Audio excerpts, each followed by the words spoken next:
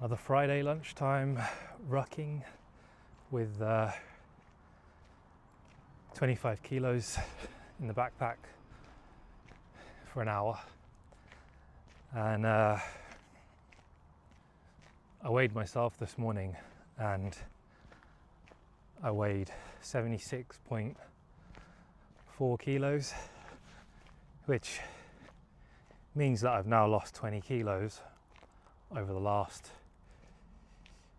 16 months now.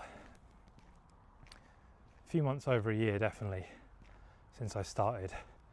I don't remember exactly when I started now, but it was before last summer. And I never thought I had 20 kilos of fat on me. Surprising, really, because I'm quite tall, got long arms and legs, and I don't really carry any weight on my arms and legs. So if you're just wearing a t-shirt that's a bit baggy, I never really felt like I was obese, and I probably wasn't really, but then again I wouldn't have thought that I had 20 kilos of fat on me. Maybe I've lost a little bit of muscle along the way as well. Probably do. It's probably inevitable that you lose some muscle along the way, because I must have been eating in a deficit and training enough to be in a deficit over the year, maybe not all of the time during that year, but at stages, to now be 20 kilos lighter just through improving my diet and getting out rucking 3 times a week, 4 times a week, sometimes 2, and then chucking in extra workouts where I can, a bit of weight training and the odd circuit class or boxing class,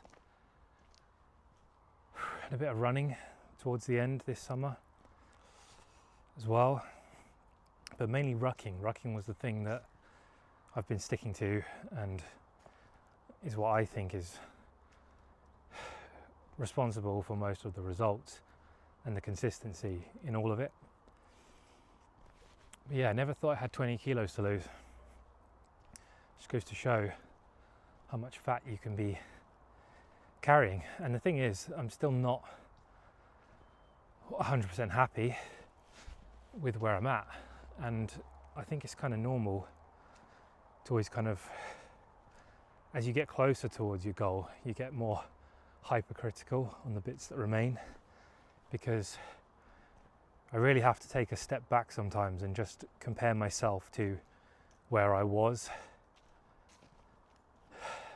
a year ago, let's say. Because if I compare my photos from then to now, or even when I first started putting videos on this channel, I can see the difference, and I can see how far I've come and how much better I look now compared to them, and how much fitter I am now, how much stronger I am and faster I am, more robust and resilient, just all around feeling better and eating better without feeling like it's a sacrifice. Like, mindset and mentality towards food and the lifestyle of being active has all changed. Like, all of these good habits that required discipline in the beginning are just a way of life now, and you can do a lot over a year. But as you get closer towards that goal, you do start to get a bit more hypercritical on like the last bit of fat that's remaining, or the fact that you're not as muscular as you'd like to be, or I'd like to have a bit more strength in my legs, I'd like to have stronger arms, but I've mentioned before, it takes a long time for the muscle to show up when I train legs and arms, and I've got long legs and arms.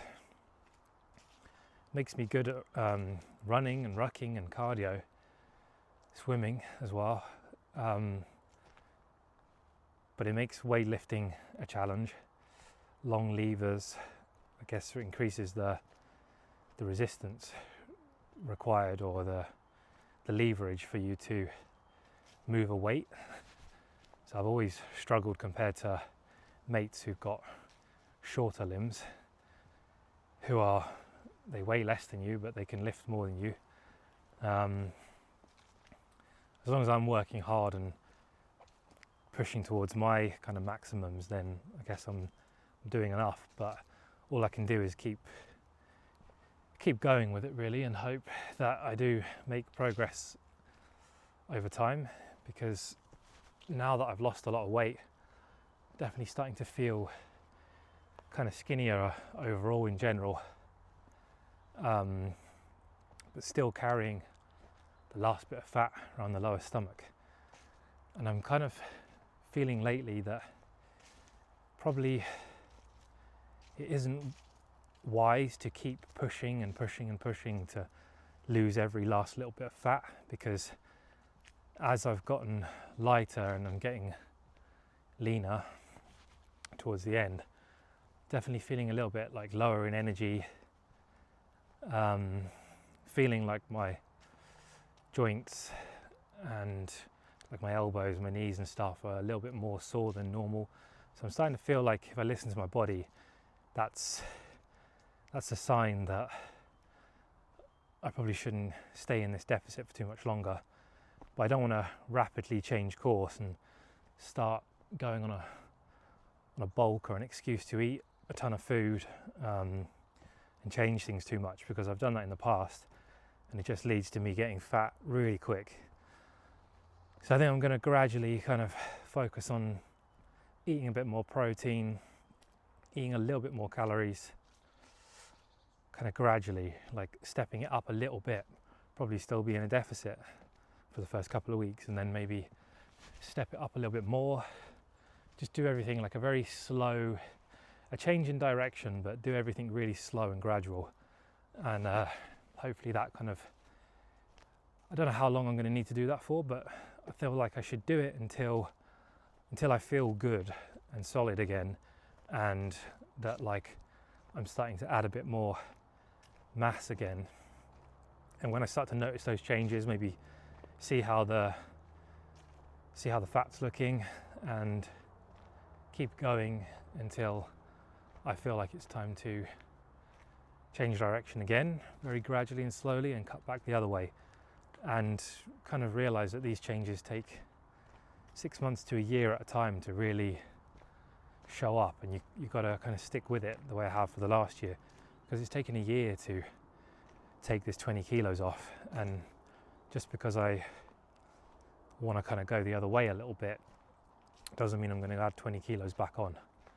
Maybe I just need to add a couple of kilos back on over the course of a couple of months, and then try and take it back off again.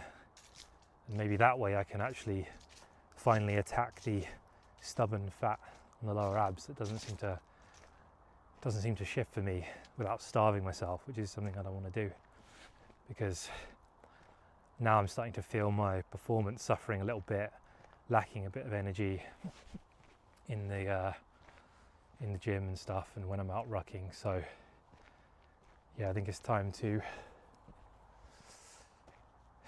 give myself a little bit more fuel. And at the same time, like, it's so easy to compare yourself to other people on the internet and the physiques that they've achieved, or the physiques that they were gifted through their genetics to be able to have. And it's really, you have to celebrate your own achievements and compare yourself to who you were rather than other people, because it only leads to you feeling negative when you feel like you've worked hard all year.